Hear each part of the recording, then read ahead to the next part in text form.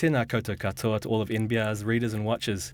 Today I have the pleasure of introducing our newest columnist, Holly Bennett, who joins our panel of Māori thought leaders to give her perspective on Te Ohanga Māori, or the Māori economy, and Te Ao Māori's impact on business and politics in general. Holly is founder and kaituhono ariki, or principal consultant of AFI, a government relations and communications firm that specialises in demystifying public sector engagement. Like me, she whakapapas to Te Arawa and Ngāti Whakaue, as well as Ngāti Pikiao, and is just so happens that our grandfathers, Te Tifa and Edward, are brothers. Kia ora whanaunga. Kia ora whanaunga. Thanks for joining me. Thank you for having me. Now, we were supposed to be having this chat last week. Right. You've been on a bit of a journey since then.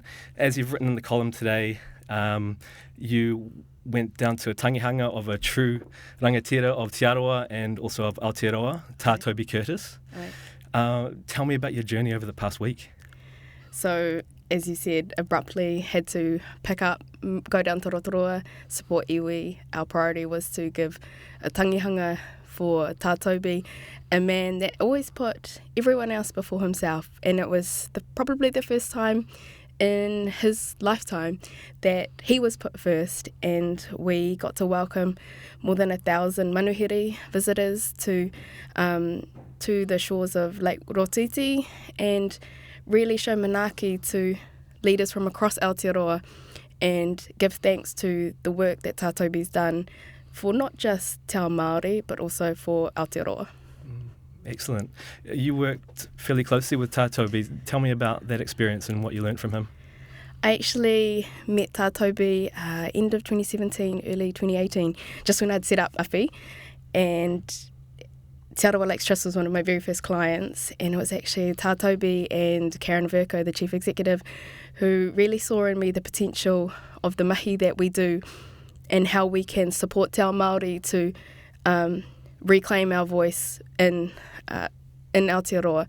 And I'm very grateful for those two, because what I got to see with Taa Toby was a man whose business was people, and he constantly, everywhere he went, got allies, everywhere he went.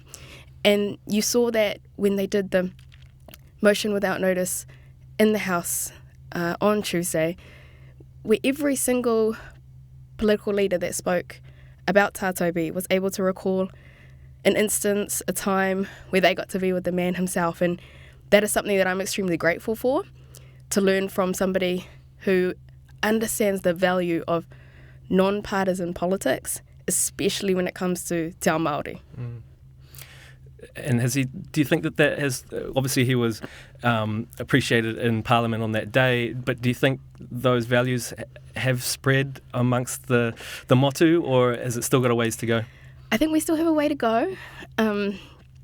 It's really interesting because rangatira of past have often had a bit of a non-partisan approach, but in recent times we have seen politics become a bit more divisive and a bit more segmented, and that is something that I don't wish for our country. I want us to continue to find ways that we can work together, that we can find more common ground, because I actually believe that most people in Aotearoa live by Te Ao Māori values. They just don't know that they live by Te Ao Māori values, and a lot of the time that's about understanding what it is that we seek to achieve, what we want to foster for our country, and how it's good for all of us. And tell me about your work with AFI, and I suppose some of those values come through in your day-to-day. Well, the predominant one is when I got the call about Taa Toby passing, we stopped everything. So that's why I couldn't come and see you. Basically, your life just goes to iwi and you go to support your whānau. And in terms of the day-to-day mahi, we always look at what we can do in sort of a win-win. So we're not going out there to change the world by force. It's more to change the world through kōrero, to try to get people on the journey with us, to understand why we think the way we do, why we do things the way we do. And for me, that was Taa Toby in a nutshell. He was all about how he could use his skills, especially in oratory, in both Te Ao Māori and Te Ao Pākehā, to bring people on that journey with us. And it's something that we strive to do every day. And Taa Toby, Rangatira, he set the spirit of our advocacy. Excellent. I mean, I see that you're doing a bit of advocacy, obviously, perhaps oratory, but also on social media and in the media and writing columns for the likes of us. Do you see that as a bit of an evolution of perhaps that advocacy? I think that fundamentally rests primarily for our iwi, as we are, an iwi full of, ko Arawa Mangainui, so the big mouth of Arawa. We are an iwi full of orators and people who got it whai kōrero. But fundamentally, your uncle, my papa, Mark Bennett, he set the stage for that for me. Living his life, growing up in broadcasting, living his life as somebody who didn't matter what political stripes somebody was, he'd push them on all of his talkback shows to the point where most of the time they'd hang up.